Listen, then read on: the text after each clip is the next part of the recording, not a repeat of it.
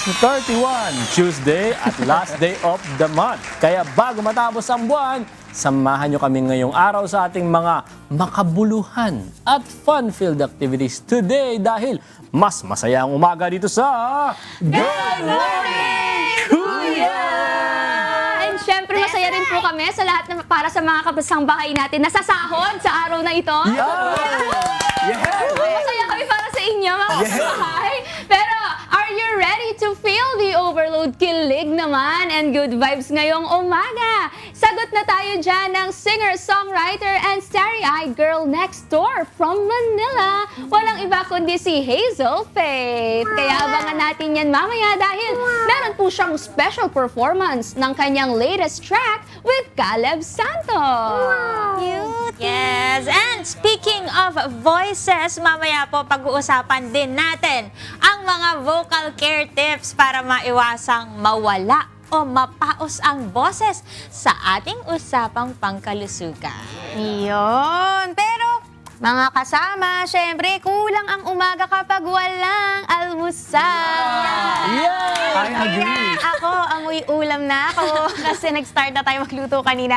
Kaya po ito, abangan niyo po yung classic beefy soup na ihahanda po ng inyong munting cousinera for today's breakfast. Abangan niyo po mamaya kung anong dish yan. Baka hindi niyo pa mahulaan. Ang sarap! Later sa ating na breakfast set. Pero meron din akong entry no para sa dagdag na pangangalaga sa ating kalusugan. Isang very timely activity ang pag-uusapan natin ngayong umaga kasama ang founder ng Bicicleta for Everyone na si Mr. Roy Maceda. Kaya stay tuned lang po kayong mga kasangbahay. Later pag-uusapan po natin yan. Oo, pinipili na kasi ng mga kababayan natin yung pagbabike kasi. Oo. Kasi bukod sa syempre, bukod sa tipid nga sa gasolina, mahal ng gasolina. Syempre, di ba nakaka-healthy pa yung pagbabike. Pero kayo ba, meron ba kayong hacks na ginagawa para makatipid sa diesel at kuryente ngayon medyo mataas ang mga presyo ng... Hindi medyo Mataas. Alam mo, medyo pa yan kasi aangat pa daw. May angat pa pala Aangat yan. pa. Grabe. Kaya nga, tara natin sa mga kasabay. Baka may mga tips naman kayo dyan, share nyo naman sa amin. Hindi na rin Kailangan namin yan. I-comment nyo lang po ang inyong sagot sa ating Facebook at YouTube Live dahil mamaya ay babasahin natin yan isa-isa. Kaya, i-comment mo na! Dahil dyan, mag-time check muna tayo. It's 6:38 in the morning and it's time for public service. And this time, ang fur babies naman po natin sa Cebu at Davao muna ang bibida para magbigay ng serbisyo. Kasi po sa pamamagitan ng Animal Assisted Therapy o AAT, pwedeng mag-volunteer ang mga alaga niyong aso para maging Dr. Dogs. Ang goal po kasi ng Department of Social Welfare and Development o DSWD Angel Pets in at Philippine Animal Welfare Society o POS ay mag-build po ng trust, connection at mag-share ng emotions ang mga residente ng Centers and Residential Care Facilities o CRCF through our pet doggies. Kaya nakakatulong po ang mga therapy dogs sa emotional healing at stress and anxiety reduction, psychosocial support at raising resilience ng ating mga pasyente. Sa mga taga-Cebu po na interesado maging Dr. Dog and Dr. Dog Handler, maaari po kayong pumunta sa DSWD Field Office Region 7 this April 8. Sa darating po na May 27 naman ang schedule sa Davao, nagaganapin sa DSWD Field Office from 9 a.m. to 5 p.m. Kaya good luck po in starting your journey in making a positive change. At good luck din sa mga dogs natin na sasali. Sana pumasa kayo Dog. na maging Hindi ka Dr. nila naintindihan. Diba? Lagyan natin subtitle. Pa-translate na lang po Sige, ito naman po para naman sa ating mga senior citizens. May mahalagang announcement din po ang Department of Social Welfare and Development o DSWD. Gagamitin na kasi ang Community-Based Monitoring System o CBMS para i-record ang mga impormasyon ng mga government beneficiaries ayon sa Republic Act No. 11315.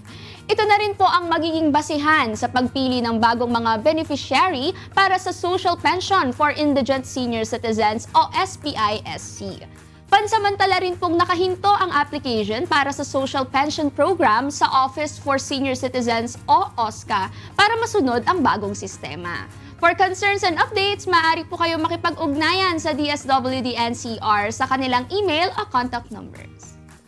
Tama. O good news naman tayo mula sa Department of Energy o DOE dahil umabot na sa 145.43 milliwatt ang na-save natin na kuryente sa bansa this Earth Hour 2026. Katumbas yan ng paggamit ng 100 kilowatts per hour ng 1,000,000 tahanan sa loob lang ng isang oras. Kaya mga kasangbahay, make sure na may sapat pa tayong energy na magagamit in the future.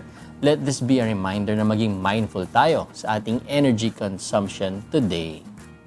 Very nice. At yan po mga kasambahay ang ilan sa ating advisories. Narito naman po ang weather outlook natin for today dito po sa Metro Manila. Summer activities is the choice mga kasambahay dahil nasa 24 to 33 degrees po ang temperature. Kaya huwag pong kalimutan ang payong, sunscreen para iwas po heat stroke na fresh looking pa tayo.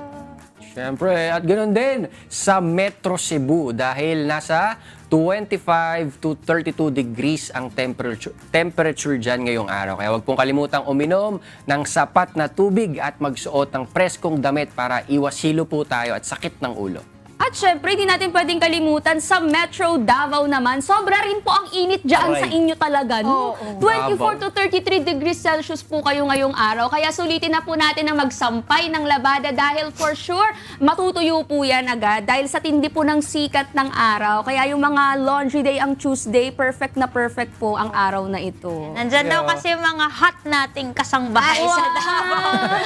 Pero sana wag hot-headed hot lang. Ayan. Para naman po sa mga nag-aabang ng sunrise and sunset today, kanina pong 5:53 ng umaga sumikat ang haring araw at mamaya abangan niyo po ang sunset ng 6:08 ng hapon. That's right. Alam niyo ba, ang ganda ng view kapag naglalakad o magdadrive tuwing sunset. Ako gusto ko yung mga ganun, yung mga 5 Paala 6. Hindi Golden paala 6. hour. Oo, yung mga ganun. Yun ang gustong-gusto kong oras na lumalabas eh. Nung araw nga, nung unang panahon. Parang, alam mo, lolo na eh. Nung panahon namin eh. Nung araw, nung panahon namin. Pero ang ganda ng view ng sunset, pag nadadaan ako sa may skyway, tas hapon, sobrang ganda ng itsura niya. Parang, para siyang anime na kakaiba. Parang painting, no? parang gano'n. Nasa Tama. movie yan. Ganda. So cool. Oh, pero yun nga yung mga panahon na masarap kang lumabas, na hindi na masyadong mainit. Maliwanag pa rin pero wala nang init. Yun ang magandang panahon para kung gusto mong mag-bike. Lalo na ngayon, di ba? Nasabi natin, ang mahal ng gasolina. Nagmamahal rin yung pamasahe. Kanya-kanyang diskarte na rin na pwede natin gawin yung mga kababayan natin para makatipid tayo. Oo, kaya ngayon alamin natin paano nga ba tayo makakatipid gamit ang bisikleta. At anong mga dapat nating malaman para lagi tayong safe sa daan. Yan ang pag-uusapan natin ngayong umaga kasama ang founder ng Bisikleta for Everyone na si Mr. Roy Maceda. Yan, good morning, boss! Good morning! Good morning! Good morning po. Yun, si Sir Roy. Si Sir Roy medyo familiar eh. Parang nakakamitan natin dito. Parang naalala ko si Sir Roy. Napatingin ako sa mga friends ko. Sabi ko, nakita ko na ba si Sir Roy? Maraming activity si Sir Roy. Pero ito, Sir Roy, napag-uusapan po natin yung bisikleta. Bati po muna pala. Oo nga pala. Ganun po na yung mga viewers. Sorry. Sige, Sir Roy. Bike. Please greet our viewers po. Magandang umaga po sa inyong lahat, sa mga tagapakinig, sa mga manggagawang Pilipino at sa patuloy na lumalaban sa buhay, lalo na ngayon may krisis tayo. Pag-uusapan natin kung paano nga ba mas mapapadali at mas magkakaroon ng kaunting tulong gamit tong bisikleta na advocacy namin. Yun. Alright. Speaking of bisikleta, Sir Roy, ito na nga, para sa mga nag-iisip po na mag-bike pagpasok nila sa work at yung mga pwede rin po para sa mga beginner, ano po yung mga kailangan po nila? Okay, magsisimula tayo sa self-awareness o self-assessment kung kaya ba ng sarili natin, ready ba tayo, confident ba tayo. Kasi unang-una yun, kung kaya natin sumabak sa kalsada. Kasi baka sa pagtawid pa lang, hirap na tayo. Paano tayo magbibisikleta, no? Let's assess ourselves kung kaya natin physically, mentally, of course. And then, kung meron tayong luma or pwedeng mahiram na bisikleta, mas maigi para hindi na gumastos. No? Normally naman ngayon, may mga available na mas affordable, mas mura, at garantisado naman na safe tayo dadalhin sa patutunguhan. Pero ito yung ano, kasi ang daming mga klase ng bike rin Oh. na minsan nakita lang nila sa isang video tas ganun yung pipiliin nilang bike. Baka mamaya hindi advisable na ganun gamitin nila. Pero sa mga beginners, ano ba yung advisable na klase ng bike na pwede nilang Ang umpisahan? pinaka kadalasan na ginagamit o mas madali no, ma-acquire is syempre yung mountain bike. Medyo malaking gulong, BMX at yung mga Japanese style na bicycles. Kasi mas magaang ipadyak, Okay. mas magaang din yung framing niya. So ibig sabihin hindi ganun nagkakaroon ng burden sa legs nyo and sa back nyo. So may mga ganong klaseng design. Kailangan din, part din ng self-assessment is ano ba yung bagay sa'yo. Komportable ka ba dito? Kaya mo ba to? Abot mo ba to? No? Pero sa mga gear naman, papag-usapan natin, ano po yung mga gear na kailangan, lalo na ng mga beginner? Yan. Siyempre, simulan natin sa helmet. Number one. Kailangan helmet. Alam naman natin na ang mga siklista, isa sa pinaka-vulnerable na transportation medium yan sa atin. So, helmet, dala akong helmet dito. Reflectorized vest, importante. At yung mga blinkers and headlights natin sa gabi. Kasi napapansin natin, no, minsan, yung bisikleta or siklista nakakulay itim. So issue na yun no? Gulatan na lang. Oo. Meron pa lang nagbabay. Hindi natin nare-realize pero napaka-importante yung kulay ng suot lalo na sa gabi. Light colors, neon colors, napaka-importante. Kahit sa naglalakad lang may biglang tatawid na nakaitim, magugulat tayo, di ba? Kung nakasakay tayo sa taxi, sa jeep, na meron na palang tatawid, no? So importante na may knowledge din yung mga kababayan natin para at least mas maging ready, mas alam nila, o at least kung mag-isa na sila sa kalsada, mas may iwasan or mami-minimize natin yung aksidente. Sir Roy, dito naman, when it comes to the basic rules ng pagbabike, ano po ba yung mga dapat tandaan naman nila? Especially kapag nasa kalsada o kaya po sa highway na? Okay, since nga vulnerable ang mga siklista, walang mga signal lights, ang ginagamit natin yung kamay, no? Pag signal, hand signals, kung papaano. And syempre, awareness din dun sa basic traffic rules natin para sa mga sasakyan. No? Stoplight, bike lanes, yung mga linya. Importante yun kasi hindi naman porket nakita na siklista ka, iingatan ka na sa kakatabi. Actually nga, mas mataas ang safety concern no? Kasi nane-neglect yan. Feeling ng mga ibang motorsiklo or sasakyan na una na ako kasi nagmamadali ako Hindi nila alam no, yung hangin lang yung whiplash. Pwede na makatumba ng siklista. Kaya may 1.5 na distance na inaalaw or sinasuggest sa katabi ng isang siklista sa kalsada, no? Tsaka sir, aminin natin yung bike lane, inaagawan pa kayo minsan. Isa pa yan. Diba? Or minsan walang bike lane. Yun diba? lang. Isa pa yun. Ngayon napansin namin no, sa community na nabawasan yung mga bike lanes after bumalik to normal. But during the pandemic, di ba, doon nag-start, lahat boom Kaya nga hopefully, ibalik ngayon nila. ulit. Kasi ito yung parte ng transportation na hindi mawawala na. I'm very sure of that.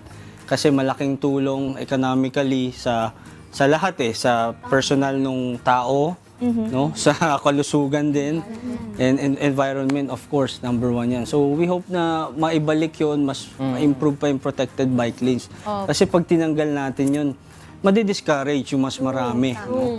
So ito yung nakikita namin, maliit na solusyon pero I think mas malaki yung impact in the long run Ang nakakainganyo tuloy mag-bike. Parang gusto ko na i-bike mula dito hanggang Makati. Pasok, no? Pero ang iniisip ko kasi mula dito hanggang Makati, medyo malayo. Pero sa mga baguhan, gaano kalayo ba yung advisable na distance na kaya naman nila? Kumbaga practically kaya nilang pabalikan. Hindi naman yung parang pagdating mo sa trabaho, ihihiga mo na lang kasi ang layo ng biniyahe mo. Pagod na pagod ka. Tama, no? Siyempre, ang mas advisable yung mas maikli lang. Kung kaya mo ang lakarin na lang, bakit hindi? Okay. Pero in essence, no, mga 3 kilometers to 10 kilometers 3 to 10. is okay. Okay. And kailangan din natin alamin yung elevation ng kalsada. Ay, oo nga. Hindi lang naman sa layo Oo. Sa taas Baka kasi. mamaya Puro paahon pa. Oo, minsan kasi mas mabigat pa yung effort mo pag paahon kung kesa maikli, no? Taga-Baguio ka pala eh. Tapos nagbabay. Ang tataas ng ano nun. Pero ano po yung mga ano naman, mga common problem po na na-encounter sa kalsada ng mga nagbabike at paano to maiiwasan? Okay. Unang-una, yung inconsistent road condition. Ibig sabihin, aspalto ngayon, nagiging semento, nagiging lubak, nagiging kanal, and so on, no? Yun yung dapat tandaan na ready ba ako na maputikan, ready ba ako na maalikabukan, madumihan. Kasi pag alam natin yun, nakakadagdag yun sa safety concern kasi baka medyo mabwisit tayo na naputikan ako no? So, titignan mo pa yan, makakadelay sa'yo, baka meron kang kasunod. So, delikado, no? Kaya dapat alam natin yun at yung ruta na dadaanan mo, dapat aralin mo papaano magmula sa bahay, papunta sa trabaho. Napaka-importante. Pero may ano po ba kayo, nakakaano tong tanong ko na to, may computation po ba kayo, Sir Roy, na sa tingin ninyo matitipid ng mga kababayan natin, mga kasambahay natin kapag from nagko-commute or kaya gumagamit sila ng mga motor or sasakyan tapos nag-shift sila sa pagbabike? Okay. Walang actual na computation per se, pero pwede tayong magbase sa pamasahe ng isang commuter. individual, no? Let's say 100 pesos, 50 pesos papunta, 50 pesos pa uwi, no? Sa 100 pesos na matitipid sa isang araw, kung magbibisikleta ka sa 10 araw, 1,000 pesos yung masisave natin. So, ibig sabihin ko, idadagdag natin yun sa bigas, sa ulam, gulay, malaking bagay. Kung 30 days tayo, 3,000, malaking bagay ang matitipid natin, no? Siyempre, provided na yung bisikleta rin, may maintenance cost din yan So may maitatabi pa para doon. Pero hindi lahat yung buong pamasahing budget. Magagastos lang para sa pamasahe. Opo, sir. Syempre, sir, sabi nyo nga po, kung makakatipid ng pamasahe, that's one thing. Pero paano po kung walang bike? So, syempre, mag-invest din sila. Pero may nabalitaan po ako, Sir Roy, na namimigay daw po pala kayo ng Thank you! Thank you agad. Thank you agad. Biyayaan. Masaya kami para sa mga kasambahay. Actually, yun yung main idea ng proyekto namin. Kaya Bisikleta for Everyone. Bisikleta para sa lahat. Ang ginagawa namin, nangongolekta kami ng mga luma, sira, hindi na ginagamit na bisikleta. Binubuo namin, kinukumpuni namin, ito ay functional bike. So parang second-hand bike siya. Hindi bago Pero all the safety feature, bagong gulong, bagong brake pads, chain, and so on. Meron din mga safety gears Ayun. para sa mga Ay, ito. mas nangangailangan. Yan. Sinimulan namin, mas tumaas yung advocacy during the pandemic dahil nga sobra talagang hirap nun. And we're thankful na maraming sumusuporta, maraming nagbibigay ng tulong na mapagpatuloy, no? Sabi ko nga, hindi ito matatapos yung pagbibisikleta. Especially Bike to Work scheme, hindi na siya mawawala. Kasi ginagawa na ito before pandemic. Lalo na yung mga may kakayanan bumili or merong extra galing sa tatay, galing sa tito, sa kuya.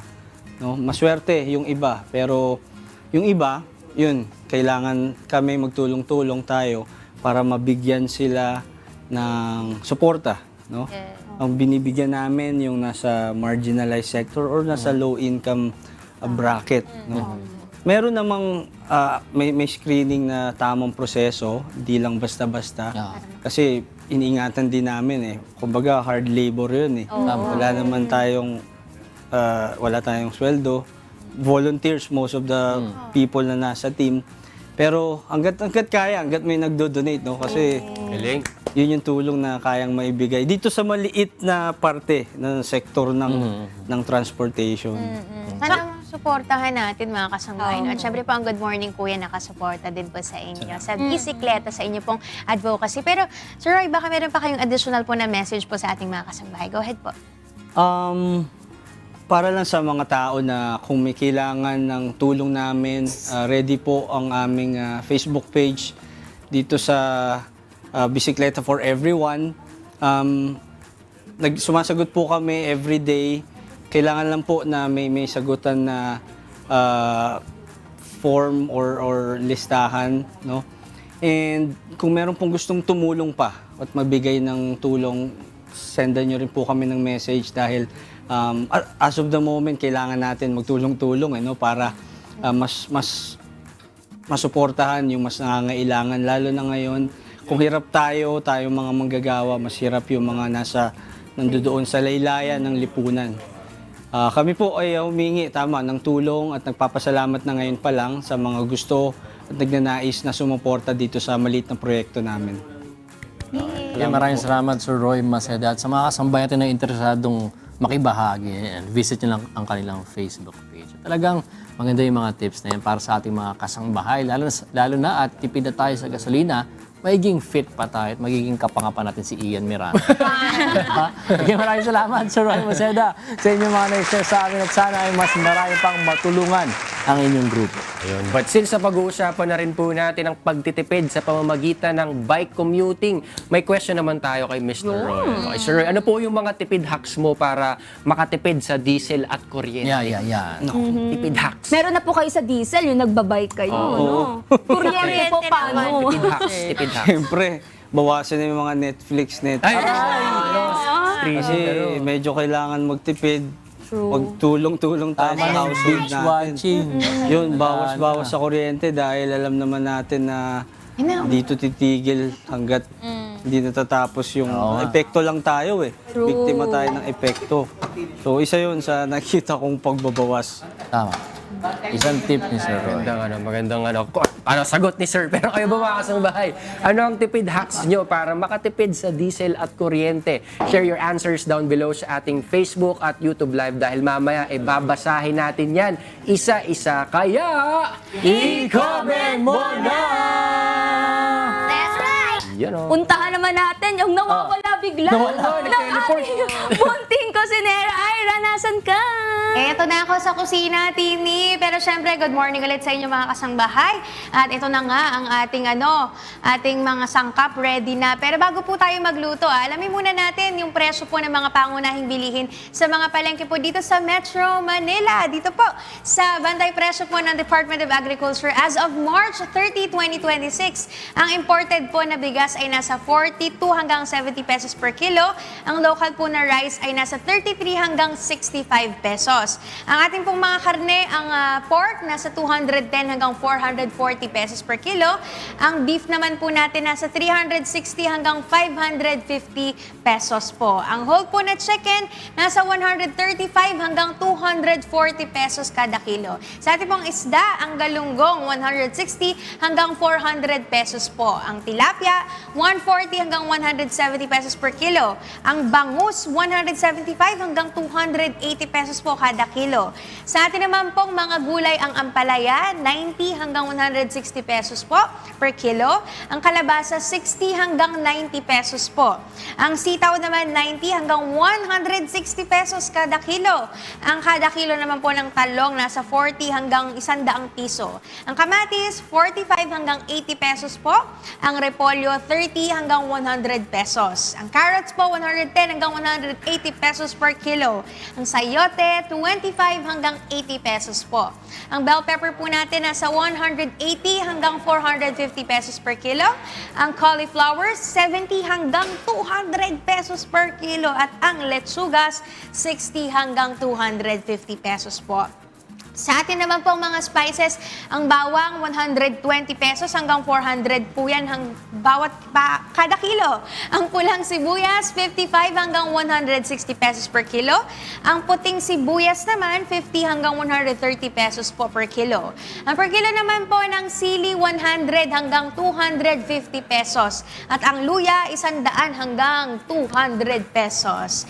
Ang atin naman pong iba pang commodities like sugar po na refined 75 hanggang 90 pesos per kilo. Ang washed sugar po ay nasa 65 hanggang 90 pesos po per kilo. Ang brown sugar naman, 65 hanggang 88 pesos po.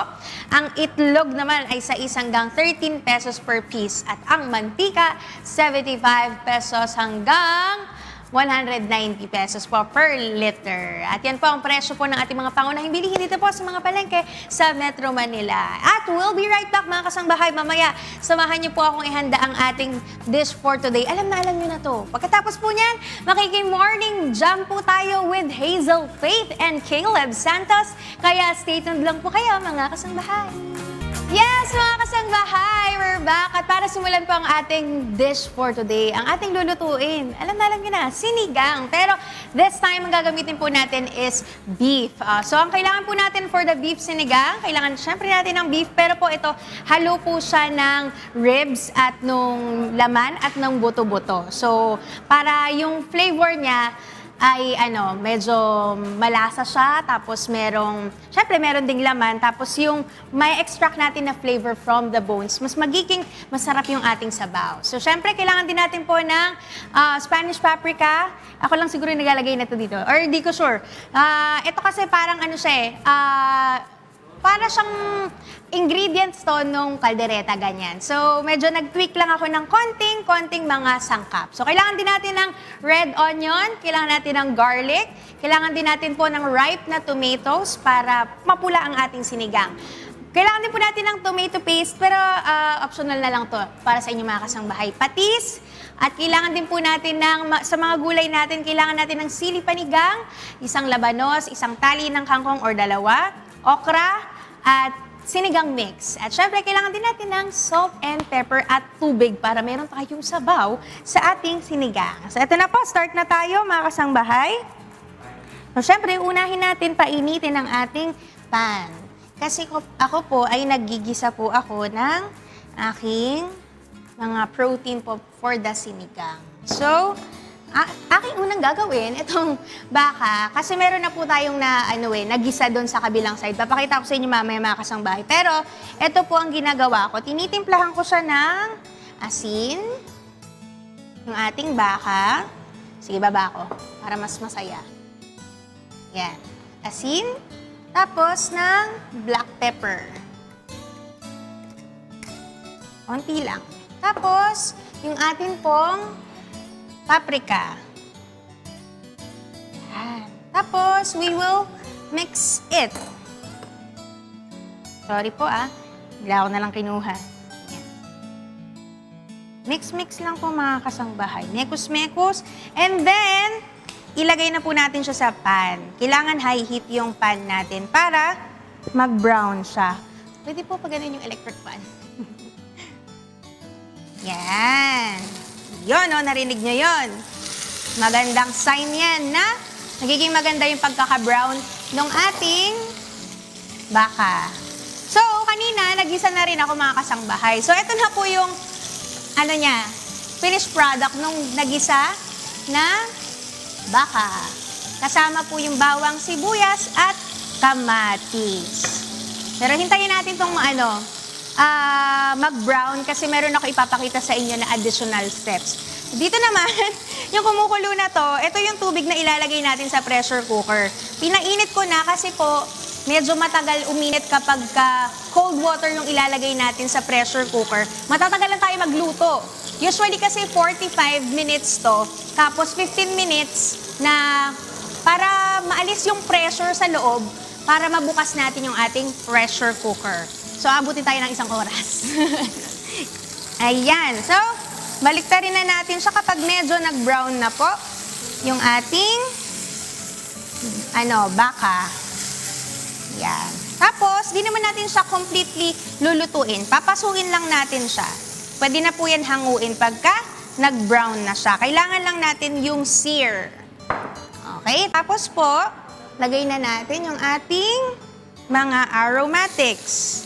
Lagay tayo ng sibuyas. Hinaan natin yung apoy, baka masunog. Ating bawang.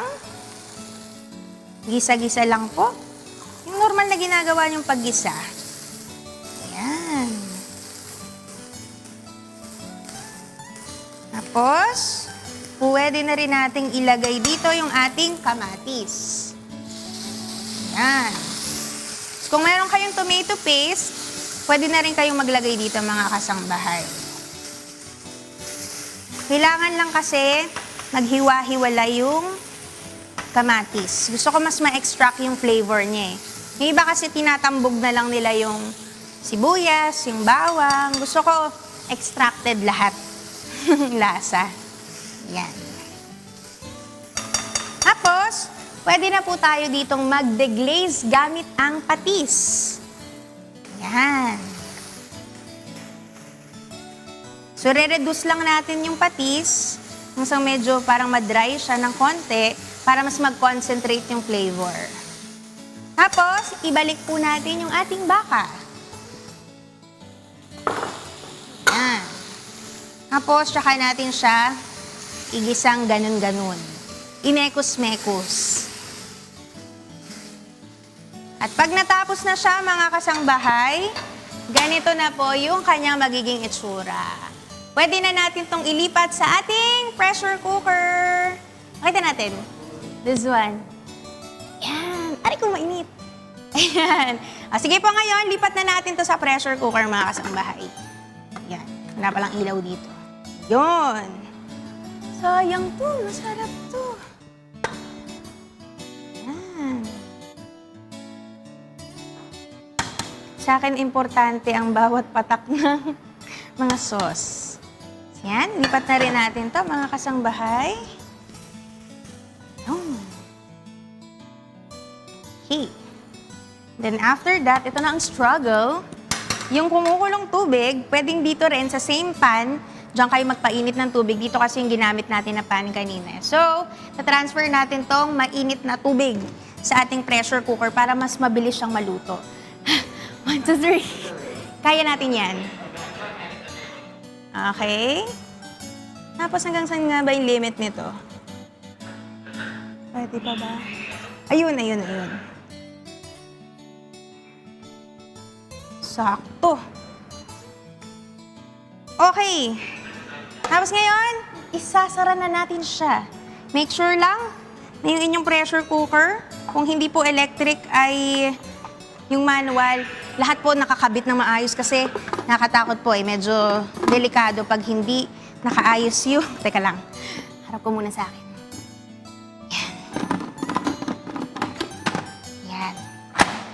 Yan. So, dapat nandito siya sa ceiling. Okay. Tapos po, siya ay ating palalambutin ng mga 45 minutes. So, yung option ko lang dito is yung meat or stew. Yan lang. Mga kasangbahay. Hihintayin na lang natin siyang lumambot. Tapos kung gusto niyo po, mga kasangbahay, i-blanch nyo na yung mga gulay. Magpapakulo tayo ng tubig, lalagyan natin ng konting asin. Tapos from the hardest na yung pinakamatigas na gulay, yun yung unahin natin na i-blanch. Or kung gusto niya naman, pagka malambot na po yung baka, doon nyo na itambog lahat ng gulay nyo. Tapos lalagyan na lang po natin siya ng sinigang mix. Tapos tikman nyo kung okay na, dapat may kasabay ito na kanin. So yun lang po, mga kasangbahay. Titingnan natin kung kaya kong maipakita sa inyo yung buong finished product. Pero ito, may tanong ako sa inyo. Kasi alam niyo na, kailangan din natin magtipid-tipid, Pero magbubongga muna tayo ng dish ngayon. Ano po ba yung tipid hacks ninyo para naman makatipid kayo sa diesel at sa kuryente? Share your answers po, mga kasangbahay, sa atin pong Facebook at YouTube Live dahil mamaya babasahin natin yan. Kaya i-comment mo na! Puntahan naman natin ang iba pa nating mga kasama. Excited na kami dyan sa iyong sinigeng-geng-geng-geng. Pero mas masarap ang handang breakfast kung may pa-music tayo, Ira. Kaya kung gusto niyo ng sweetness overload and relatable lyrics, sagot na kayo ng ating musical duo. To perform their Kilig Feels track, here's Hazel Faith and Caleb Santos with special participation of Silver Belen.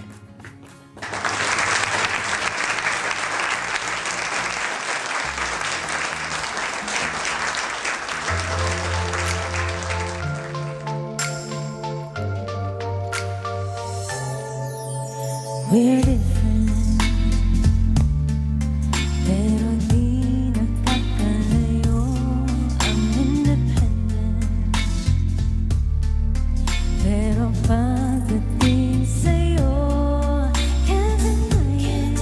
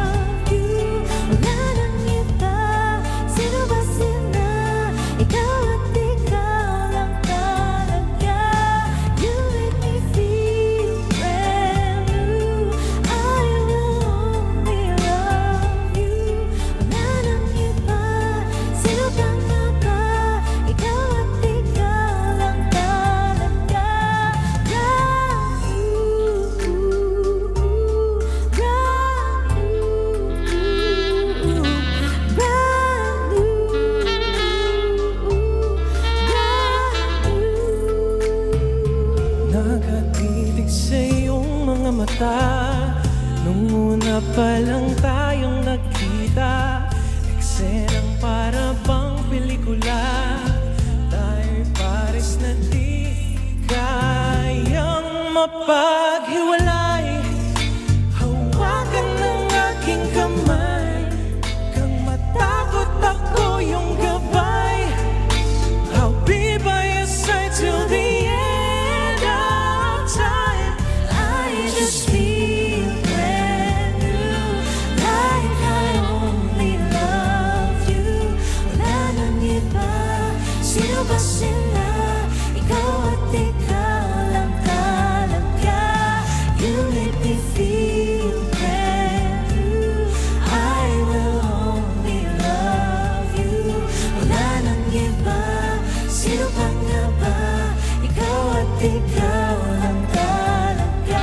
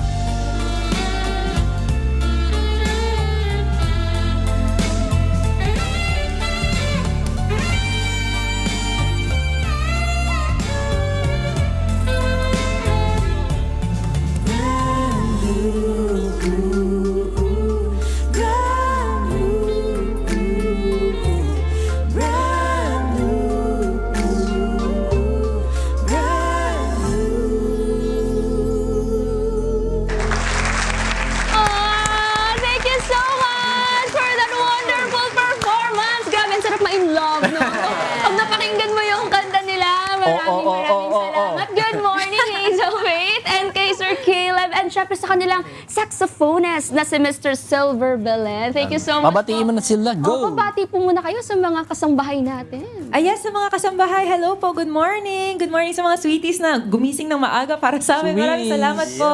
Morning, everyone. Yun. At wala tayong QR code ngayon na makikita dito, no? Pero dun sa mga kasambahay natin na gusto Ayan. Ito na pala. Oo. At para po, mas mapakinggan po ninyo yung kanilang inawit kanina na brand new. Scan nyo lang po ang kanilang QR code na makikita nyo sa inyong screen. Pero, let's dive deeper para mas makilala natin yung ating mga bisita ngayong araw. Pero gusto po namin, ibatiin din kayo. Congratulations sa inyong, sa inyong bagong kanta. Pero, meron ka na kasing nilabas na songs before, no? Tama, Hazel Faith. Yung iyong hits na Kinikilig and Got to Be You na na-enjoy na ng mga fans mo. Very bubbly and sweet daw kasi ka talaga yung kanta na yan. Pero ngayong 2026, how would you describe the evolution of your sound? Paano nag-iba from Kinikilig and Got to Be You si Hazel ngayong 2026? Wow! I'd like to say na siya, imbis na nag-iba, more like nag-evolve, like nag-refine. Kasi, syempre, every artist knows na medyo matagal maghanap ng identity mo as an artist and your own sound. And I think, finally, I found my sound, unapologetically me, unapologetically sweet and full of love. Pag gusto mo malaman, baka naman may inspiration from Caleb dahil kaya ba nag-e-evolve? Gusto magsalita. Actually, yung song na kinanta namin was actually our love story. So, before pa kami, actually nag-meet din kami sa showbiz. And first role namin is fiancé. Sabi talaga ng director, Hazel, eto si Caleb, fiancé mo. Diretso na agad. Tinotoo ko naman. Na-manifest na talaga. Pero yeah, this song is really about like how we fell in love. I was a very strong, independent woman. Oh. Tapos parang hirap pa akong ma-in love dahil nasaktan na before. Alam niyo na. Pero he made me feel like a brand new person. It felt like a first love kind of thing. Tamang-tama yan, no? Oo nga. Pero Hazel, kasi itong brand new, dahil sa kanta nyo tong dalawa, sinong nag-isip, sinong nagsulat, anong naging pinaka-inspirasyon nyo? Bakit sulatan natin ng kanta yung love story natin? Yung mismong kasal namin. Yung feeling walking down the aisle towards him, maiisip mo talaga, parang kinikilig pa rin ako na as if first time kong ma-in love ever. Feels so new. But, alam mo yun, kahit para siyang bago, parang ang tagal nyo na magkasama. Totoo. Pero anong creative process? Kasi syempre, di ba nakikipag-collaborate din kayo sa ibang mga artists? Ano yung pagkakaiba kapag love mo talaga yung person na nakikipag-collaborate ka? Bawal awayan for love. Ako rin kasi yung nag-produce ng track. So, Bawal awayan. Sabi ko. Pero the vision was pretty clear when it first came to me. And I invited Caleb talaga because it felt like tama lang that this is a collaborative song. And then when Caleb brought his verse in, siya yung nagsulat ng verse niya, syempre, we thought, parang ang sarap magkaroon ng solo instrumental dito. Parang yun ang hinahanap ng kanta. And that's when Silver came our in. good friend Silver. Hi, Silver! Ang ganda. Sobrang busy niyan, pero grabe. Oo. Kinabahan kami kasi di ba kapag nagsa-saxophone, tapos bawa nasa restaurant ka, ibig sabihin mahal yung mga Akala ko parang ganun din Pag narinig mo na, no? Handa na po natin yung TF. Iba yung feels kapag may saxophone. Totoo. Ang lakas talaga makasosyal. And Totoo. it really helped me realize the vision na this is a song na parang first dance after ng kasal. Yung ganon. Pero matagal niyo na po bang kilala si Sir Silver? Paano po nag-start yung collaboration ninyo? At bakit si Sir Silver? Yeah. Ganda na. Ikaw na. Wala kasing gold. Hindi, best friends na kami since matagal na. Tapos, actually, hindi ko alam ba't ako kasali. Diba? Storya nila yan, hindi pa ako sinali dyan, di ba? Pero yun, baka para maging mahal nga. Hindi, maging mahal yung kanta. Hindi, ayun. Nung in-invite nila ako to collaborate dun sa song, matagal na namin hinahantay ni Hazel yung chance. I think ito na yung chance. Yes. Okay. Matagal na namin gustong mag-collaborate talaga. Yeah. And it's my siguro prerogative ko na pag nakakita ako ng talented artist, I really wanna work with them. Yun. So, naghahanap talaga ako ng mga different songs na pwede kong imbitahan ng mga friends ko, yung mga people that I really believe in. So, Silver is one of those artists. Silver is Thank you. songwriter and It's also an honor, director. actually. Yeah. Wow. So talaga makikita mo dito yung paano binuo yung isang kanta. Ang daming kwento doon eh. Na yun yung hindi na-appreciate pa natin minsan kapag pinapakinggan lang natin yung kanta. Kaya ang saya rin na nakausap namin kayo. Tama. Kasi sobrang na-enjoy namin kanina yung inyong kanta. Pero Thank you so much. para naman po sa ating mga kasambahay and mga fans mo rin ninyo na nanonood ngayon, especially those who are aspiring songwriters or those just needing a little boost this morning, ano yung inyong brand new advice para sa kanila? Ang masasabi ko, hard times are here and sometimes na feel nating masyadong madilim to move forward. Pero a brand new day happens every morning. So, just wait for the daybreak dahil darating at darating din yan. Keep going. Huwag kayong susuko. Yun. Keep Napakaganda. going. Beautiful. Caleb. Sa mga gustong maging songwriter and huwag kayong tumigil. Yun lang yung failing sa sa ating craft. Pag tumigil ka, you failed. Pero yun nga, keep going and you'll reach that point na maraming makaka-relate dun sa kanta mo. Maraming makakarinig dun at may inspire mo ang ibang tao. Tama. And si Sir Silver, kasi songwriter din siya. Yeah. Yeah, in general naman, in life, di ba? Brand new, parang every time nagigising ka, tama si Hazel, i-treat mo na yan kasi blessed ka na gumising ka, di ba? Parang Yes. dapat lagi kang excited eh. Excited sa lahat ng bagay. Kahit ginagawa mo na sa everyday. Pero pag nagising ka, yun, gawin mo sa It's a brand new opportunity. Yeah, brand new opportunity. Yeah. Yeah. Seize the day. True. Going. Pero may mga future plans po ba kayo para mag-create pa ng mga new album? More. I'm actually, first time kong i-announce to kasi Oh, yan na. kaka-decide lang Yun. namin.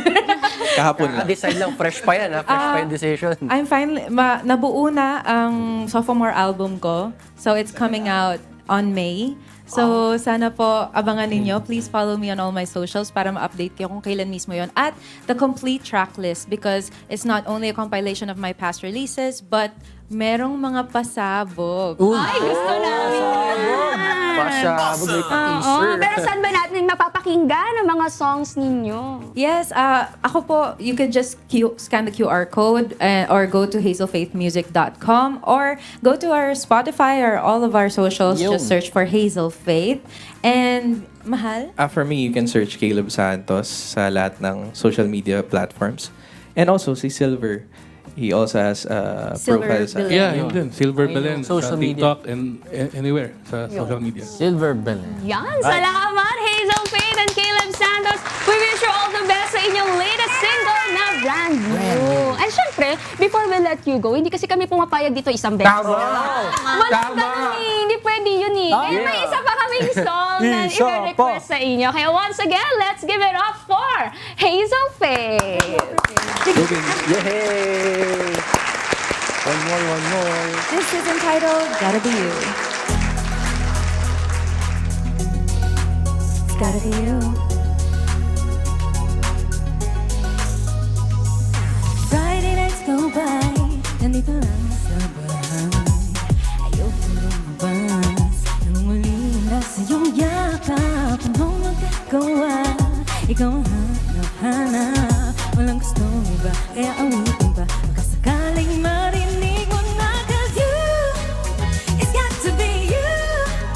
Wala akong ibang gusto. O ginagasabihin mo, naririnig ang tinig ko, you. It's got to be you. Ako ay babalik at babalik sa'yo. Oh baby, you. It's got to be you. It's got to be you. You. Oh honey, you. It's got to be you. It's got to be you. You. I think about you every second of every hour. Yeah, I'll be honest, I'm not looking for any other. Ikaw lang ang tumakbo dito sa aking isip. Tinatanong sarili kung ito ba pag-ibig. 'Cause it's crazy, parang let's paulit-ulit ka sa aking popular request. Top 100, scratch that. Number 1, halika dito at ako ay sabi yan. You, it's got to be you. Wala akong ibang gusto. Ang giling mo sabihin mo, naririnig mo tinig ko, you. It's got to be you. Ako ay babalik at babalik sa'yo. Oh baby, if you feel the same, sabihin mo sa akin. If you feel the same, sabihin mo sa akin.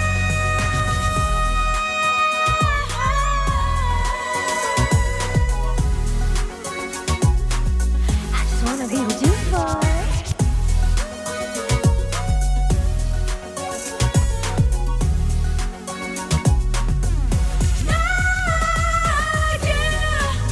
It's got to be you. Wala akong ibang gusto. Ang giling mo sabihin mo, naririnig ang tinig ko, you. It's got to be you. Ako ay babalik at babalik sa'yo. It's got to be you. It's got to be you. It's got to be you. You know it's gotta be you, my baby. It's got to be you. It's got to be you.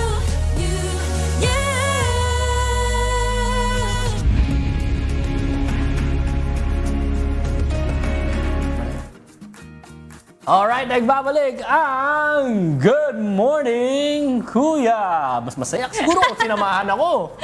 May tanong ako sa inyo mga kasambahay, no? Boses ba ang puhunan mo sa iyong trabaho? Pero lagi kang namamaos. Nako, alam nyo ba na isa sa mga prone na magkaroon ng problema sa vocal cords ay ang mga voice professionals? Ikaw ba naranasan mo na mapaon? Yeah! Hirap na hirap ka magsalita. Oo. Di ba? Kaya mga kasambahay, para bigyan po tayo ng mga tips para mapangalagaan ang ating boses. Yeah. Kasama po natin ngayon ang ating favorite ENT, head and neck surgeon. Walang iba kundi si Dr. Hill Vicente. Good morning, Doc Hill! Good morning. Happy Healing Day. Happy Healing Day. So ito na nga, Dok, nag-uusapan mo lang na yung mga singers at yung mga talagang araw-araw nagdumadaldal. Ano po ba yung common cause or triggers bakit namamaos, ganyan, na-force yung boses? Yeah, common cause natin, number 1, pwedeng yung ordinary colds, respiratory tract infection. Kasi pag sipon, bumabaksak dito, pwedeng namamagay lalamunan natin. O yung mga postnasal drip, pwedeng eventually nagkokos ng pagkakaf Tapos eventually, pwedeng nagkukos ng laryngitis ang tinatawag natin because of acute infection. So, ubo, yan, pwedeng ganun ang nangyayari. No? So, number 2, pag tayo ay sigaw na sigaw, Ako, persistent use of voice. So, lalo na yung mga coaches, lalo na yung coaches, ang ingay, lalo na yung sa during basketball. Tapos sigaw na sigaw yan. Siyempre, hindi pwedeng, dapat maririnig sila ng kanilang mga players. Ano? So, pwedeng magkakaroon sila ng hoarseness, no? Ng laryngitis. No? Pangatlo, pwedeng yung paggamit ng mga irritants, no? Paggagawa ng mga smoking, alcohol din, alcohol. Pwedeng magkaroon ng ganitong problema. Tapos, pwede rin yung mga vaping would be included. Tapos, minsan, pagka sa ating profesyon, exposed tayo sa mga chemicals, no, na may mababaho. Tapos, pwedeng mag-cause atin ng pag-uubo, no? Ubo. No? So, yun yung mga iingatan. Yun ang isang ingatan. Number 4, meron tayong tinatawag na acid reflux. Ano? So, yung acid reflux, mga acid galing sa stomach natin, umaakyat, tumapunta sa esophagus natin hanggang maapektuhan yung ating vocal cord. So, talagang importante yung maiwasan natin ang pagkakaroon natin ng ganitong ang tawag namin sa ENT, pharyngeal reflux. So, reflux galing dito. Sa mga iba naman, pwedeng gastroesophageal reflux o GERD, no? So, GERD. Sa amin, LPR o GERD, ito yung mga iniiwasan natin. No? So, siyempre, meron pang ibang mga pwedeng mangyari. Allergies, sinusitis, because of the postnasal drip, uubuhin ka, pwedeng magkaroon tayo ng laryngitis. Ano pa pwede, no? Number 6, no? 5. Hindi, 6 na ata. Kasi allergies yung Siyempre, minsan nagkakaroon tayo dahil sigaw tayo ng sigaw o salita tayo ng salita, nagkakaroon tayo ng vocal cord growth or nodules. Minsan, no? Common dito sa mga teachers, kaya tinatawag teachers nodules, no? So, kasi salita sila ng salita, no? Pag titignan natin, yung vocal cord natin, parang ganito, pumapalakpak siya ng gano'n, no? Tapos, in the process na ganyan, nagagasgas yun dito or nagkakaroon ng parang callus formation, no? Kaya pwedeng magkakaroon ng growth, no? So, nodules ang tawag natin doon. Yun pala yung nodules. Sometimes meron din tayong mga tinatawag na neurological diseases, na pwedeng magkaroon ng ganitong problema. So, yun ang mga more common natin nararamdaman na 6 o 7 na nabanggit natin. Common causes. Top 7. Opo, pero Doc, halimbawa po nagkaroon na ako ng paos na boses. Ano naman po yung easiest way para mabalik po yung boses ko? Easiest way, no? Importante, hydration. Inom tayo ng tubig. Mas maganda yung tubig nyo, merong mga honey or ginger para mas mag-produce lalo ng hydration. Yung hydration, hindi ibig sabihin, mga kunting tubig lang, inom ka ng inom, no? Dapat may certain amount kasi sometimes it depends on your weight, it depends on your height, no? So generally, we recommend mga 10 glasses of water, 8 to 10 glasses of water. Lalo na ngayon dito, mainit talaga. So minsan talaga, magkailangan natin. So, minsan yung hydration natin, pwedeng we can get lozenges para maglaway tayo ng maglaway tapos para magkaroon ng dry kasi drying yung drying effect ng ating ng mga iniinom natin pwedeng nagkokos ng ganitong problema. Ano yung mga nagpapadry, no? So milk is one, no? Pwedeng nagkakaroon ng drying effect. Number 2, pwede yung coffee, chocolate, tea, may drying effect din yan no? So, alcohol, siyempre, yun ang mga merong drying effect. Avoid all these things, Tapos, siyempre, bukod sa inom ng tubig, rest your voice. Voice rest ang importante. So, kunyari, tulad ninyo, ngayon dito, pwedeng, baka sa susunod, mamaya may party kayo, rest muna tayo. Huwag muna magsalita. Bulong na lang muna. Tapos, hindi, huwag nga magbubulong. Kasi wala din talaga doon. You're putting stress. You're putting stress on your vocal fold, no? So, mas maganda, walang yung Zero normal, mas maganda pa yung normal. Tango-tango na lang. Pero Dok, sa mga iinumin ba? Kasi minsan kapag kunyari ganito may paos, yung ibang mga tao, init yung iinumin nila. Na nabanggit nyo nga po, pwedeng honey ginger. Pero yung iba gusto malamig. Ano po ba yung mas advisable? Malamig or mainit para Mas advisable talaga yung mainit-init, no? Huwag naman yung mainit na Ako mainit. yung lukewarm. Lukewarm. No? Mainit-init ng para it will be a soothing effect sa ating throat natin. Ang cold usually hindi ko nire-recommenda lalo na sa mga singers, voice professionals, ano? Kasi it does not give any benefit sa inyo lalo na pag mga voice professional. Mas maganda yung lukewarm water. Yeah. Opo. Dok, kailan po magiging sign ang pagkapaos ng boses ng isang mas malalang sakit? Bukod po halimbawa sa pagkakaroon ng ubo o siko. So, magandang tanong yan, ha? So, kailan? Number one, ako iniisip na lalo na pagka nahihirapan silang huminga, no? No, ibig sabihin, baka meron na tayong masamang bukol doon na nandun. Ubo ng ubo, no? Ehem ng ehem, no? Pangatlo, no? So, pang-apat, pag-cough out ng dugo. Pag nagdudugo na yan, delikado na yan. Talaga, ano.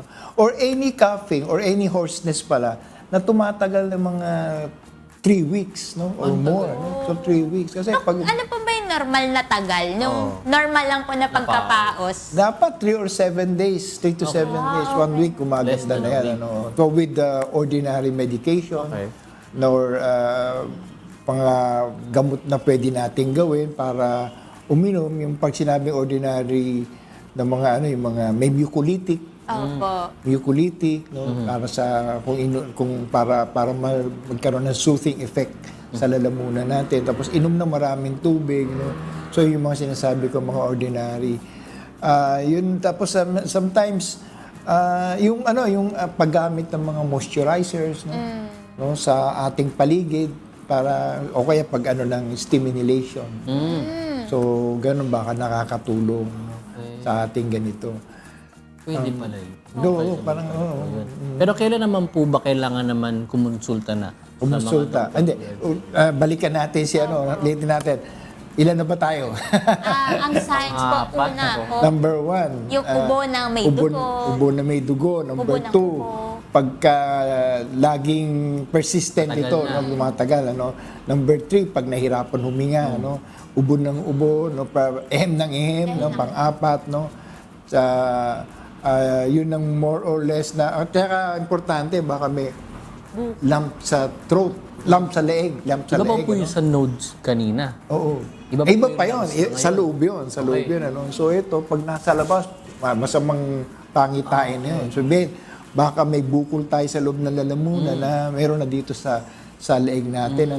Tsaka isa pa, ang isang dapat natin, sometimes yung, kunyari, merong earache, sumasakit ang tenga natin.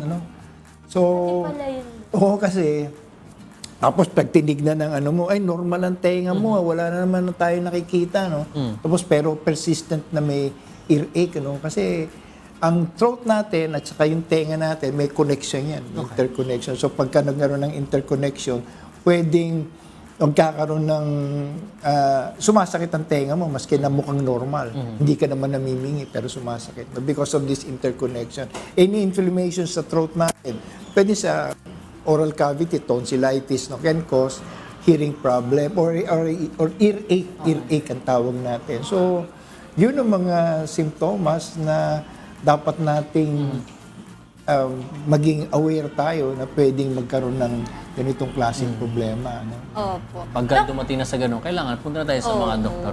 Yan ang importante. Ano naman po yung mga simple tips para po mapangalagaan po ng mga kasangbahay po natin, yung boses po nila?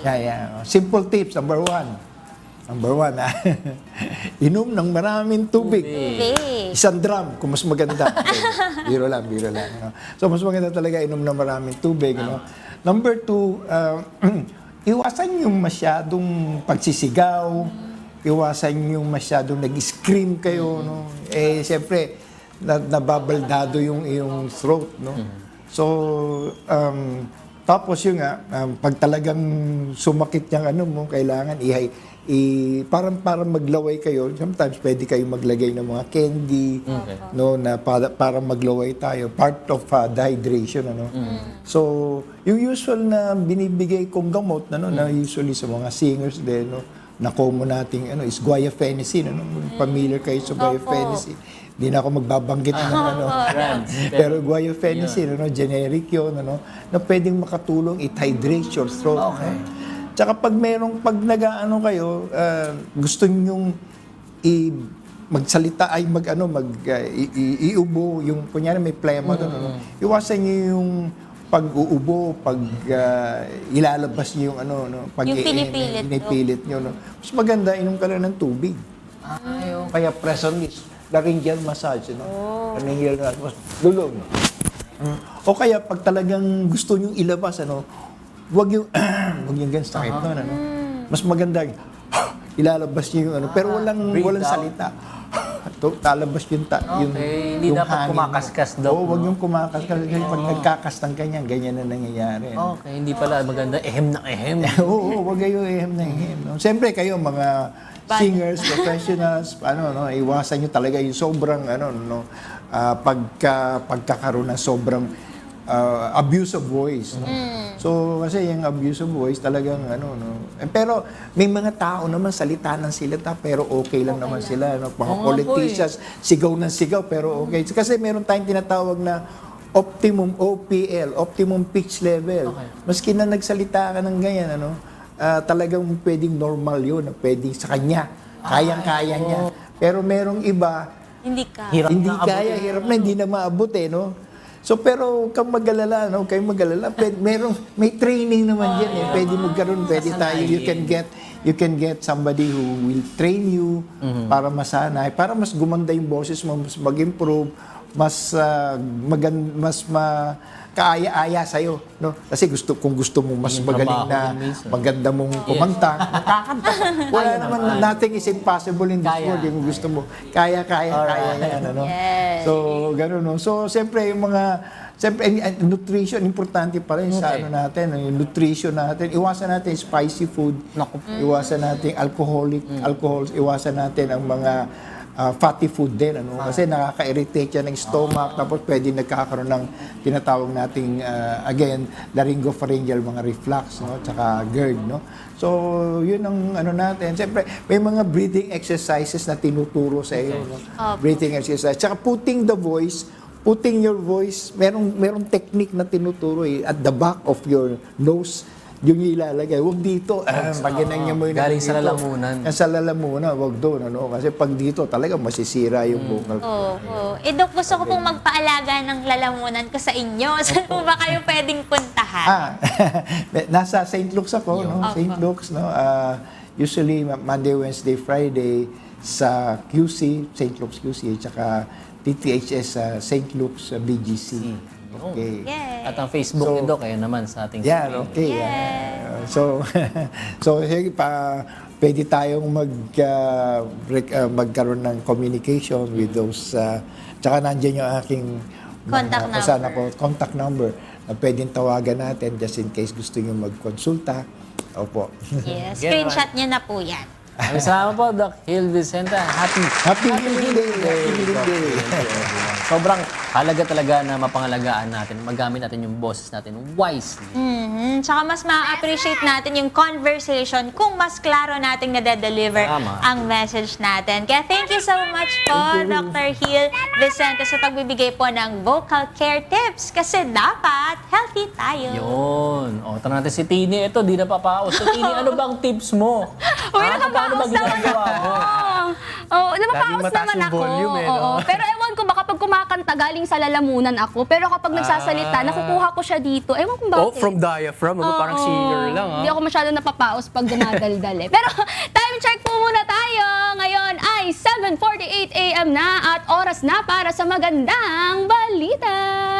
Alam niyo ba mga kasambahay na binuksan na ng Department of Energy o DOE ang 250 megawatt solar capacity at 450 megawatt hour ng battery storage mula sa MP o Mterra Solar? Napakalaking tulong nito sa bansa para mas maging energy independent sa imported na langis at uling. May iwasan na rin natin ang pabago-bagong presyo ng kuryente sa merkado dahil dito. At bukod pa dyan, patuloy ang pagtutulungan ng National Grid Corporation of the Philippines o NGCP at Energy Regulatory Commission o ERC para mas lumawak at dumami pa ang renewable energy sources ng bansa na malinis, stable at maaasahan. Yon, at may magandang balita rin ng Department of Agriculture o DA at Bureau of Fisheries and Aquatic Resources o BFOR. Successful kasi ang pag-export ng kauna-unahang 2 toneladang eel o igat papunta sa China mula sa Davao International Airport. At alam nyo ba na nasa 461,991 pesos ang halaga ng kargo na to? Kaya ito na ang sign na nagsisimula ng pagpasok ng mga produktong Davaoenyo sa world market na magiging daan para lumakas ang ekonomiya ng ating bansa at mas makilala pa ang world-class na produktong Pilipino. Oh, napakaganda Good ng news. ating mga news Oo. sa araw na ito. Pero baka si Ira may good news na rin para sa atin, no? gusto. Narinig na. Oo nga eh. Para sa ating breakfast for today. Baka naman may balita na rin good news sa aming sa aming almusal. Okay, Munting sige, ito, kusinera. balikan natin yung ating sinigang para sa inyong mga kasangbahay. So, di ba kanina, pinakita ko sa inyo na nilagay natin sa pressure cooker yung ating sinigang. Pero dahil na-foresee natin, dahil ang baka po, depende sa cut, ay etong cut na to, nasa 2 to 3 hours talaga siya para lumambot. So, nilagay natin siya sa pressure cooker para mas mabilis nga siya na mapalambot natin. Pero, nakikita niyo po sa timer natin ay may 15 minutes pa, pero tapos na po ang programa nun. So, pressurein pa natin siya lalo. Kailan ka ba mag-aasawa? Kailan ka ba magjojowa? Kailan ka mag-aanak? Para siya ay lalong ma-pressure. Char lang po. Pero ito, naglipat tayo dito sa mas maliit na kasirola, mga kasangbahay. So, pakita ko sa inyo yung steps na ginagawa ko kapag malambot na po yung baka. So, kanina, naglagay na rin ako ng sili na panigang para mag-incorporate na nung lasa nung chili. Tapos, ngayon, nag-blanch na rin ako ng mga gulay. Lalagay lang natin siya ulit doon sa ating sabaw. So, maglagay lang tayo ng konti kasi ito nga ay nakalaan para doon sa mas marami nating sinigang. So, lagay natin yung labanos. Lagay tayo ng talong. Ay! Tapos, naglagay tayo ng konting okra. Yan. Para lang mas siya. Mas magkaroon ng flavor pa. And then, lagay tayo ng kangkong. Yan. Yung iba, pwede maglagay ng sitaw. Pero pwede rin namang wala na. Kung konti lang ang budget nyo. Tapos, lagay na po tayo nung sinigang mix natin. Kung ayaw nyo naman ito mga kasangbahay, pwede kayong gumamit ng tamarind paste, tamarind extract, or mismong sampalok. Pakuluan nyo lang yon, tapos kunin nyo yung na-extract nyo na juice doon sa, yung juice or yung soup doon sa mismong sampalok, tapos tsaka nyo ilagay dito. Or yung batuan. Pwede rin kalamansi, pwede rin mangga, kahit anong paasim, kung saan kayo masaya. So, ngayon, haluin lang po natin ito.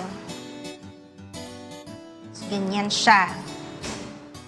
Dahil ang gulay naman natin ay naka-blanch na po, at may carry-over cooking naman, maluluto na siya kapag hinain po natin siya. So, syempre, kailangan din natin tikman kung mag-a-adjust pa ba tayo ng lasa. So, dapat maasin po ang sinigang. Magdagdag pa tayo ng konti.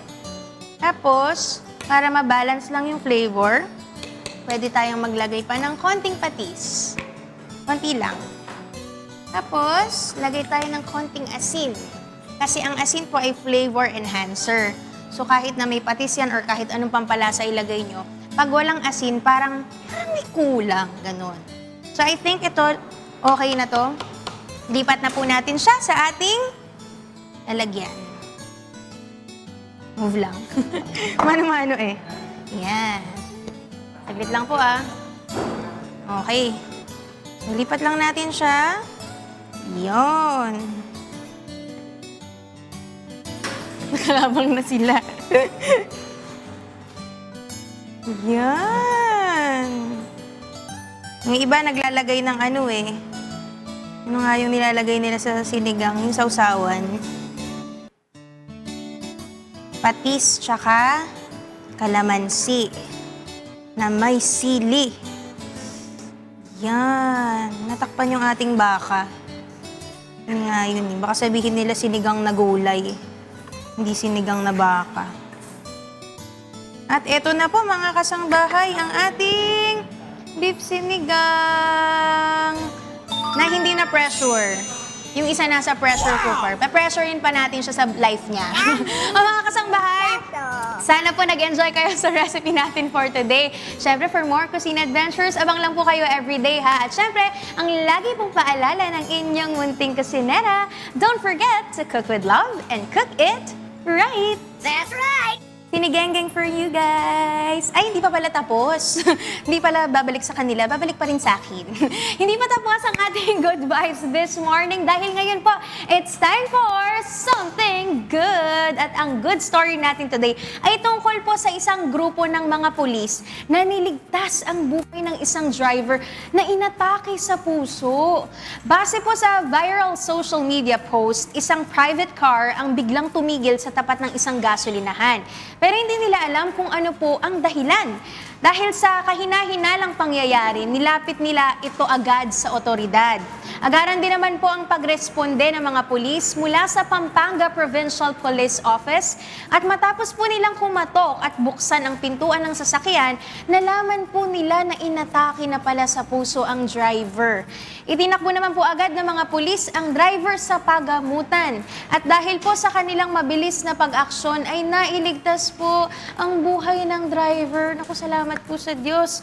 Kaya naman po, saludo ang good morning kuya sa mga mapagmalasakit po na kawani ng Philippine National Police at po ang kanilang ipinakitang katapatan sa sinumpaang tungkulin ay talaga pong masasabi nating something good. Naku, maraming salamat sa Diyos, no? Ayan, ano ba masasabi ng ating mga kasama dito sa ating something good? Masarap sa puso. Galing, mahusay. Kasi lalo na kapag ganyan inaatake, sobrang niyan, time mahirap. sensitive nun. Kailangan talaga agaran, hindi pwedeng pagpabukas pa o pagmamaya pa, no? Talagang ito yung mga beyond the call of duty talaga itong mga ginagawa ng ating mga pulis. Kaya saludo tayo sa good morning. Galing. Yes! At eto, shoutout muna sa lahat ng nakatunin ngayon sa ating YouTube and Facebook account. Kanina, tinanong natin sila kung ano ang kanilang tipid hacks para makatipid sa diesel at kuryente. Narito po ang ilan sa kanilang naging sagot. Ang sabi ni Rin, mas pinipili ko na lang maglakad kaysa magpahatid gamit ang tricycle namin papasok ng school. Mas tipid at exercise na rin. Lakad na lang. Ito naman, galing kay Conrado Con. Nakakatipid ako sa kuryente sa pamamagitan ng pagiging practical sa araw-araw. Ginagamit ko lang ang appliances kapag kailangan talaga. Iniiwasan ko ang sobrang tagal na paggamit ng aircon o ilaw at sinisigurado kong walang nasasayang na kuryente sa bahay. Ito naman ang komento ni Feli Villahermosa. Sa mga gumagamit ng diesel sa sasakyan, kung malapit ang pupuntahan, wag nang gagamit ng sasakyan, mag-commute na lang. Kung malayo ang biyahe, patayin ang makina kung traffic. Sa kuryente naman, bunutin ang nakasaksak na gadget or appliances kung hindi ginagamit. Off ang ilaw kung di kailangan. Conserve energy, ika nga. Yun talaga yung tipid tip sa mga may sasakyan. Di ba? Magagawin nyo, magpapapultang kayo. Para tipid sa gasolina, pagpapultang nyo, mag-commute na lang kayo. Shoutout din sa ilang talaga yun. Shoutout sa mga commenters natin sa live stream. Sila Elena A. Buena Obra, Marcelino Antonio, Telma Miranda, Mike Repolona, Mafe Lucito, Hiroki Hayashi. Good morning, masaya kami makasama kayo this morning. Good morning! O ano ba yung mga abangan natin bukas? Para sa mga kasambay natin, meron silang teaser. Yeah, syempre unahin na natin ang pagiging fit and active. Hey! Samahan niyo akong matrain sa pagpapalakas ng ating lower body sa Fitness 8. Bukas yan, mga kasambahay. Grabe talaga. Iba ka na talaga, Ian. Magiging bato-bato ka na talaga. Tayo tayo dyan. Ayan. Eto, maliban sa pagiging fit at active, kasama na rin syempre, ang pagiging healthy. Alamin po natin bukas kung paano mababawas o mababawasan ang pagsakit at pagkapagod ng mata in this digital age sa ating usapang pangkalusugan. Iyon, syempre, abangan din ninyo mga kasangbahay ang special dish na gagawin natin tomorrow. Uy, ilan lang po yan sa mga abangan nyo bukas. Kaya make sure na naka-follow and subscribe din kayo sa ating mga social media pages ng UNTV News and Rescue. And of course, ng Good Morning Kuya para manatili kayong updated. Right. Yes! At dahil dyan, binabati ko ng good morning and thank you ang Martinez Dental Clinic. If you need dental services, punta lang po kayo dyan sa may Dakila, Malolos, Bulacan o kaya sa may Plaridel dahil may branch po sila dyan. Kung gusto nyo pong magpa-appointment, contact 0448-29-403 and 0969-051-8616. Thank you, Dr. K. Chris Martinez Showtop for making my dream smile possible. At good morning sa aking mamsi. Hello, Mamsi! Si ano ba, binabati ko lang ng good morning ang Miranda family ko sa Las Piñas, magtipid sa gasolina at kuryente. Good morning! At kasama nating nagtitipid ang Lindison Gas Corporation, ang partner natin for all industrial and special gases needs. Good morning sa inyo! Good morning! Galing! O, sino pa? Thank you, Doc Jack! Thank you, Doc Jack Mendoza! Jade at the Clinic! Di ba? Ang bilis mo, broski. Oh, salamat na nga daw eh. Mabilis tayo lahat. Si Kuya George na lang ang hindi. Morning sa aking magkulang at kapatid. Bye. Yes! Joshua, Ayun na go. pala. Maraming salamat syempre sa ating mga special guest this morning at walang sawang pagtutok ng ating mga kasambahay. Bukas ay April na! Naku po, ang bilis! Parang yung prompter. Sa lubong natin ng bagong pag-asa. Panibagong araw dahil mas masaya ang umaga dito sa Good Morning Kuya!